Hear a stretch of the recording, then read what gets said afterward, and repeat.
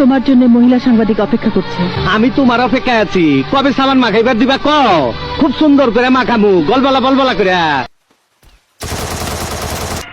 High জায়গা পাট খেতে আই স্টুপিড, কি সব বাজে বকছো? একদম অস্ট্রেলিয়ার গাইটা।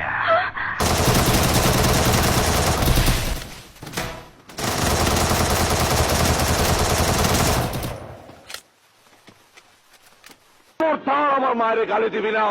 ও গালি দিমু না চুমা দিমু? তোর মারুম, তোর মায়ের মারুম।